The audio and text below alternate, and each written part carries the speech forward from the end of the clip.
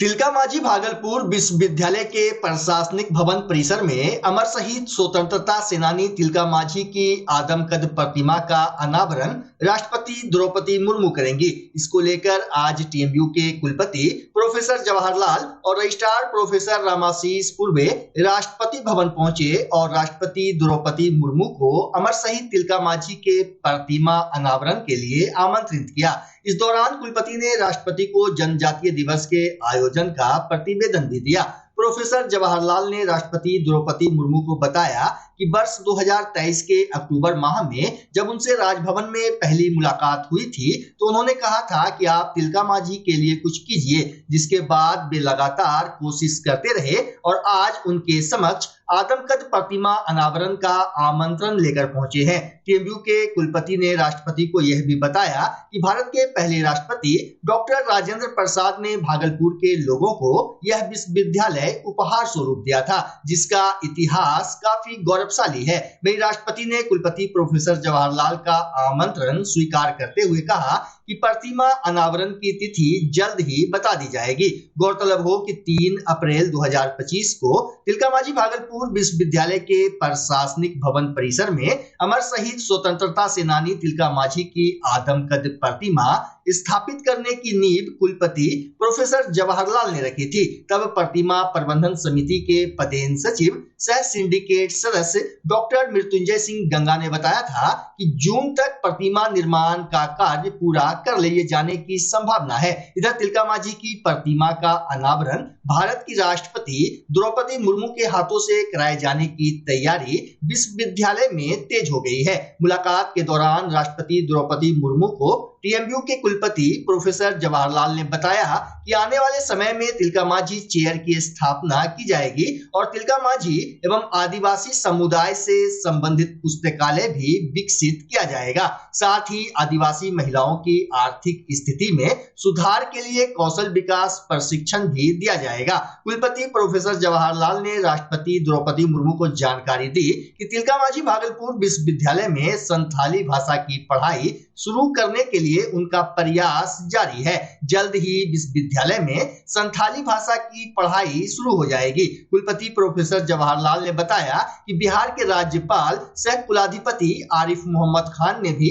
राष्ट्रपति द्रौपदी मुर्मू को तिलकामाझी की आदमकद प्रतिमा का अनावरण करने के लिए पत्र भेजा है। उन्होंने कहा है कि जल्द ही टीएमयू कैंपस में भारत की राष्ट्रपति का आगमन होगा।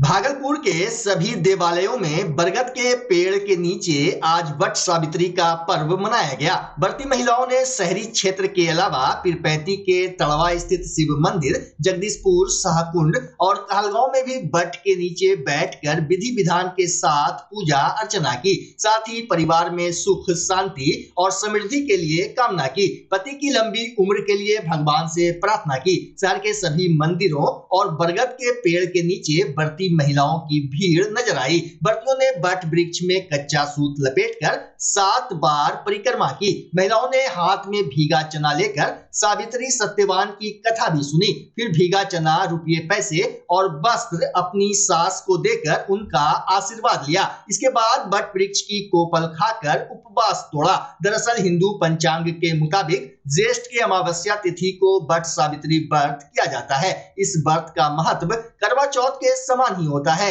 इस बार सोमवार को व्रत पड़ने से सोमवती अमावस्या भी रही। अत्यंत दुर्लभ और सौभाग्यशाली इस संयोग में महिलाओं ने पूजा अर्चना की। गौरतलब हो कि वेद पुराण के अनुसार वट वृक्ष यानी बरगद का पेड़ एक देव वृक्ष माना जाता है। ब्रह्मा, विष्णु, महेश और सावित्री भी वट वृक्ष में निवास करते हैं। कहा जाता है कि प्रलय के अंत में भगवान श्री कृष्ण इसी वृक्ष के पत्ते पर प्रकट हुए थे। गोस्वामी तुलसीदास ने भी वट वृक्ष को तीर्थराज का छत्र कहा है। ये वृक्ष अत्यंत पवित्र और दीर्घायु माना जाता है। वही धार्मिक महत्व लंबी आयु और शक्ति को ध्यान में रखकर इस वृक्ष की पूजा होती है। पर्यावरण के दृष्टि से भी यह पेड़ काफी बेहतर माना गया है। वट सावित्री व्रत शक्ति, नारी की आस्था और सतीत्व का प्रतीक है। बता दें कि वट सावित्री व्रत पति की लंबी उम्र और पारिवारिक सुख शांति के लिए सुहागन महिलाएं करती है। जो लोग करवा चौथ का व्रत नहीं करते हैं वे वट सावित्री का व्रत जरूर करते हैं। यह व्रत केवल एक धार्मिक परंपरा नहीं बल्कि नारी शक्ति और प्रेम का प्रतीक भी है। माना जाता है कि यह व्रत करने से जीवन में चल रहे सभी कष्ट दूर होते हैं और सौभाग्य अखंड बना रहता है। वैवाहिक जीवन में अगर कोई परेशानी है तो वह भी दूर हो जाती है। देखिए वट सावित्री को लेकर भागलपुर की महिलाएं क्या कुछ कह रही हैं। आज बहुत खुशी का, उत्साह का महत्व बहुत अच्छा है। पति पत्नी का पवित्र बंधन का पूजा है आज। इसके लिए हम लोग बहुत व्रत किए हैं सुबह। ये बहुत कठिन व्रत है लेकिन फिर भी अपने पति की लंबी दीर्घायु के लिए हम लोग सबको ही दिल से प्रार्थना करते हैं भगवान से, वट सावित्री माता से, कि जैसे उनके पति को की लंबी आयु दी वैसे वट सावित्री माता हमारे पति की लंबी आयु की हमें आशीर्वाद दे। बोलिए वट सावित्री माता की जय। देखिए ये जो रिश्ता है बहुत अच्छा है और जो है पति के लिए पूजा होता है और अच्छा एक और पूजा जो लंबी उम्र हो उनका, इसलिए हम पूजा करते हैं और हम दोनों का जो संबंध हो आगे अच्छा चले। लड़ाई झगड़ा तो हमेशा होता है मगर वो नहीं हो, इसलिए शांति भी रहे उसका दिमाग जो है, इसलिए हम लोग पूजा करते हैं। जैसे इच्छा हो वैसे कर ली, भगवान सब स्वीकार कर लेते हैं। अपने इच्छा से जैसे पूजा कर लेगी सब भगवान स्वीकार करेंगे। लंबी आयु मांगे और खुशी, हाँ सब अच्छा रहे, घर परिवार सब अच्छा रहे। नहीं, हम बहुत दिन से करते आ रहे हैं, बहुत सालों से। अब हमारी बहू लोग कर रही है। हम लोग तो माता से ही कामना है सबको आशीर्वाद मिले। हाँ बहुत काफी। हाँ हाँ हाँ, आगे भगवान अच्छा ही करेंगे, सब परिवार को खुश शांति दे भगवान। क्या बोले, सभी महिलाएं यही कहना चाहते हैं कि ये बहुत अच्छे व्रत है और ये हर महिला को करना चाहिए। जिनको जानकारी नहीं है उनको भी करना चाहिए क्योंकि ये बहुत शक्तिशाली व्रत है। जैसे हम सब कर रहे हैं, हम चाहते हैं कि और भी जो औरत नहीं करती हैं, जो स्त्री नहीं करती है, उनको ये व्रत जरूर से करना चाहिए। हाँ, उनका तरक्की रहे, उनका स्वास्थ्य बना रहे, साथ बना रहे, प्यार बना रहे, जो भी जीवन में सुख दुख आए बस साथ रहे। और क्या चाहिए आदमी को। क्या नाम है? मेरा नाम नीति हुआ।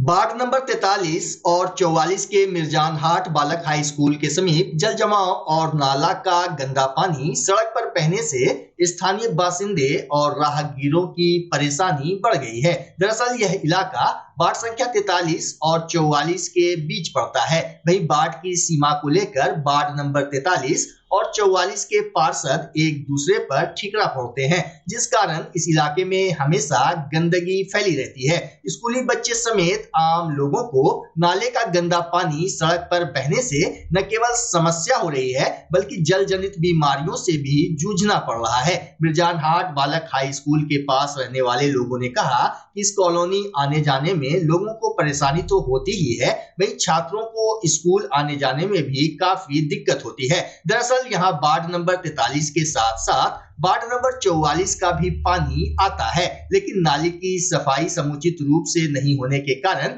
ऐसी स्थिति बन गई है। वहीं लोगों की शिकायत पर पहुंचे वार्ड नंबर 44 के पार्षद प्रतिनिधि मोहम्मद शेर खान ने बताया कि समस्या समाधान को लेकर निगम प्रशासन को पत्र लिखा जाएगा। यहाँ का परिस्थिति तो जनता देख ही रही है और हम लोग भी लगे हुए हैं और यहाँ ऊपर से ही कोई काम नहीं होता, सिर्फ आए फोटो खींच के चले गए, यही कहना। हमारे बराबर होता है मगर यहाँ कुछ एकदम जाम लगा रहता है, रोड एकदम नीचा है। हम लोग लिख के भी देते हैं मगर कुछ आगे काम नहीं धरने पर होता है। आइए, ये 365 दिन की बीमारी है। हाँ, 365 और आप लोग मेयर को यूनिफॉर्म नहीं किए? 43-44 वार्ड के दोनों वार्ड काउंसलर के द्वारा सफाई अभियान बराबर चलता रहता है, फिर भी रोड के नाली की वजह से पूरा यहाँ त्रस्त है। आके देखिए तो बड़े पदाधिकारी, मीजान हाट उच्च विद्यालय के सामने की ये रोड है। देख सकते हैं यहाँ पे परिस्थिति बहुत गंभीर है, जैसा कि आपको दिख रहा होगा पूरा गंभीर है। आदमी को ये देखिए कष्ट का कैसा सामना करना पड़ता है, ये देख सकते हैं आप। ये मीजान हाई स्कूल है, उच्च विद्यालय है। यहाँ पे एग्ज़ाम सेंटर पड़ता है, हमेशा सप्ताह में 1 बार 2 बार पढ़ते रहता है एग्ज़ाम सेंटर हुआ ये। आइए थोड़ा सा इधर जान लेते हैं जानकारी के लिए। ये आप देख सकते हैं वहाँ पे जैसा कि आपको दिख रहा होगा कि वो धार्मिक स्थल है, मंदिर है। अब मंदिर पूजा पाठ करने वालों को कितना परिस्थिति का सामना करना पड़ रहा है यहाँ जाने आने में, ये हम लोग का बहुत बड़ा समस्या है। इसको अगर सुनवाई हो तो बहुत अच्छी बात है। ठीक है, धन्यवाद। भागलपुर कोतवाली थाना के एसएचओ अरुण कुमार ने सोमवार को डीएन सिंह रोड स्थित क्रिएशंस कौशल विकास केंद्र में छात्रों से संवाद किया। इस दौरान उन्होंने युवाओं को नशे की लत से दूर रहने की सलाह देते हुए कहा कि नशा अक्सर जिज्ञासा से शुरू होता है, आदत बनता है और फिर जीवन को पूरी तरह तबाह कर देता है। उन्होंने छात्रों से अपील करते हुए कहा कि वे ऐसे किसी भी व्यक्ति से दूरी बना लें जो उन्हें इसमें शामिल करने का प्रयास करें। थाना अध्यक्ष अरुण कुमार ने नागरिक चेतना, करियर निर्माण और अनुशासित जीवन शैली पर भी छात्रों को मार्गदर्शन दिया। संवाद के दरमियान उन्होंने अपने छात्र जीवन से एसएचओ तक बनने की यात्रा साझा की और युवाओं को लक्ष्य के प्रति समर्पण का संदेश दिया। साथ ही उन्होंने पर्यावरण संरक्षण पर भी जोर देते हुए छात्रों को वृक्षारोपण की प्रेरणा दी। कार्यक्रम में उपस्थित छात्रों ने विभिन्न सामाजिक विषयों पर प्रश्न पूछे जिनका एसएचओ ने उत्तर दिया। इस अवसर पर क्रिएशन कौशल विकास केंद्र के संचालक उत्तम झुंझुनवाला, केंद्र समन्वयक सौरभ कुमार के अलावा शिक्षक ऋतिक कुमार, नीतीश कुमार, नौसी, नंदिता एवं संस्थान के दर्जनों छात्र छात्राओं की उपस्थिति रही। सबसे पहले आप लोग का स्वागत है इस कौशल विकास केंद्र में, जो अपनी क्षमता को डेवलप करने के उद्देश्य से आप लोग इसमें ज्वाइन किए हैं। उसके लिए स्वागत हम करते हैं और आगे शुभकामना भी देते हैं। काफ़ी अच्छी टीम है यहाँ, जो लोग भी आपको पढ़ाएंगे, आपका स्किल डेवलपमेंट में आपकी मदद करेंगे, उन लोगों की काफ़ी अच्छी टीम है यहाँ पर। कुशल ट्रेनर लोग हैं और जो कोऑर्डिनेटर हैं सर, ये काफ़ी विजन वाले हैं। लगातार कई वर्षों से इनका इस फील्ड में अनुभव रहा है और यहाँ से अनुभव प्राप्त करके सीखकर विभिन्न डिपार्टमेंट में, सरकारी नौकरियों में भी, प्राइवेट में भी अच्छे अच्छे जगह पर गए हैं, अपने स्किल का परिचय दिए। तो राइट प्लेटफॉर्म है आपके लिए। दूसरी बात मैं कहना चाहूँगा कि जितने भी चेहरे हैं इसमें मैक्सिमम क्वालिफ़िकेशन इसमें कहाँ तक है आप लोग की? नहीं, ठीक है, खड़ा हो गए, ठीक है। मैक्सिमम क्वालिफ़िकेशन कहाँ तक है? +2 होगी? ग्रेजुएट भी हैं कोई? ग्रेजुएशन किस सब्जेक्ट से है जी?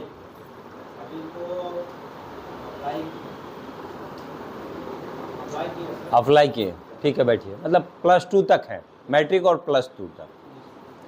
देखिए, इस तरह के कोर्स में इंटरेस्टेड होकर जो आप आए हैं, हम समझ सकते हैं कि हर कोई बिल्कुल सामान्य परिवार से बिलोंग करते हैं।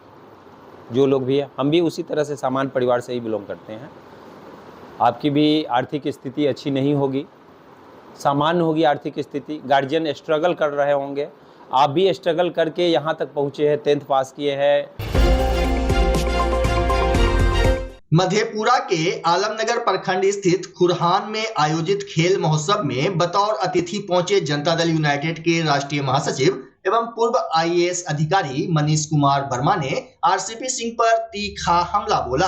उन्होंने कहा कि यह आरसीपी सिंह की बदकिस्मती है कि उन्हें प्रशांत किशोर की पार्टी को एक कार्यकर्ता की हैसियत से ज्वाइन करना पड़ा। एक समय वे जदयू के राष्ट्रीय अध्यक्ष और केंद्र सरकार में मंत्री थे। उन्हें पार्टी से हर प्रकार का सम्मान मिला, लेकिन उन्हें पार्टी के साथ विश्वासघात किया, जिससे पार्टी को भारी नुकसान हुआ। साथ ही जदयू के राष्ट्रीय महासचिव मनीष वर्मा ने कहा कि सीएम नीतीश कुमार न सिर्फ एक अनुभवी राजनेता है, बल्कि वह एक युग पुरुष भी हैं। उनका कोई संचालन कर सके यह संभव नहीं है। मुख्यमंत्री कहीं का भी होता है, वो अपने बल पे होता है, और नीतीश जी का जो कद है, जो जितना उनका राजनीतिक अनुभव है, कोई उनको कह ले कि कोई इसको बाहर से संचालित कर ले, यह संभव है।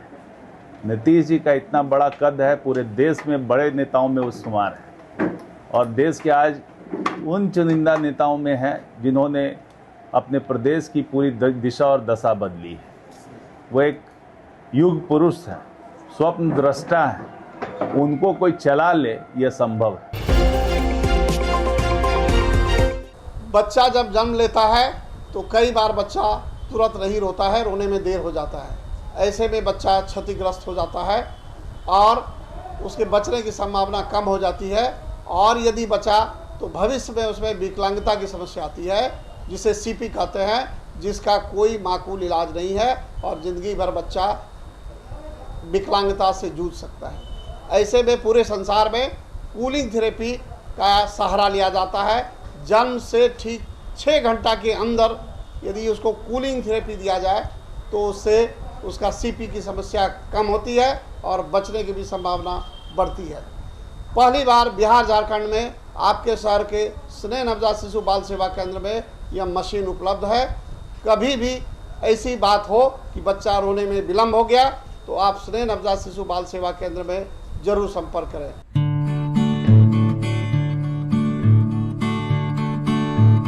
घर शिफ्ट करना हो या ऑफिस रीलोकेट करना हो, मेक माई शिफ्ट के साथ अपने सामान को सुरक्षित पहुंचाइए कहीं भी कभी भी। मेक माई शिफ्ट देते हैं residential and office relocation, long distance relocation, heavy machine shifting, packing and moving, international and intercity moving, car transportation जैसी ढेरों best services. Make my shift packers and movers. For bookings call 8298-181-018 या log on करें www.makemyshift.in। Rinku LED bulb एक बार लाओ और चलाते ही जाओ। हमारे एलईडी बल्ब्स है क्वालिटी में नंबर 1 और एनर्जी एफिशिएंट, जो रखे एनवायरनमेंट और आपके बिजली के बिल दोनों का ख्याल। रिंकू एलईडी बल्ब के साथ एनर्जी बचाओ और बिल घटाओ। ये है पावर सेविंग लाइट जो चले लंबे समय तक और रखे आपके घर को रोशन। हमारे यहाँ एलईडी लाइट्स मिलते हैं एक व्यापक रेंज में, जो आपकी हर जरूरत को पूरा करेगी। लेकिन यही नहीं, हमारे एलईडी लाइट सिर्फ चमकदार नहीं बल्कि एनवायरनमेंट फ्रेंडली भी है। तो आज ही लाओ रिंकू एलईडी बल्ब और पाओ 1 साल की वारंटी का भरोसा। रिंकू एलईडी बल्ब्स, नई जनरेशन के स्मार्ट बल्ब्स। आज ही संपर्क करें 8651063786 या मेल करें rinku.led.bulb@gmail.com। हमारा पता असाननपुर, भागलपुर, बिहार 812002।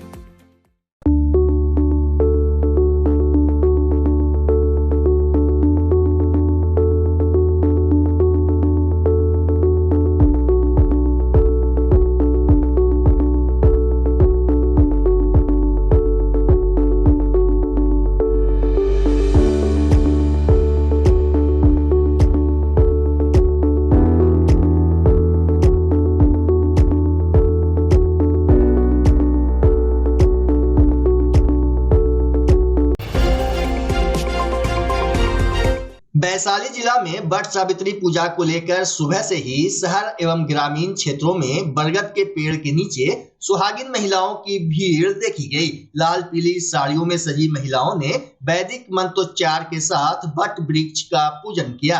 पातेपुर प्रखंड के विभिन्न क्षेत्रों में महिलाएं एकत्रित हुई और वट वृक्ष में कच्चा सूता बांधा एवं परिक्रमा की। पूजन के बाद सभी ने सदा सुहागन रहने की मनौती मांगी। वट सावित्री पूजा की है पति की लंबी आयु के लिए। अच्छा, तो किस देवी देवता की पूजा हुई है? भोले बाबा पार्वती मैया। चलिए, तो भोले बाबा पार्वती, चलिए, तो क्या सीख मिलती है भोले बाबा पार्वती से? क्या सीखा है आपने जो आज ये पूजा कर रही हैं? कि सती की तरह ही हमें सती व्रत होना चाहिए, के लिए? पति की लंबी आयु के लिए पति सती सावित्री का व्रत किया जाता है। अच्छा, इसीलिए किया जाता है। हम लोग आज निराहार व्रत किए हैं, 3 दिन से व्रत होती है। तो आज आपका उपवास है ही? जी। आज पूरे दिन रहेगा या फिर आज टूटेगा? नहीं, पूरे दिन रहेगा। अच्छा, और 3 दिनों से आप लोग उपवास में हैं? अच्छा, पति के लिए लंबी आयु के लिए व्रत रखा जाता है।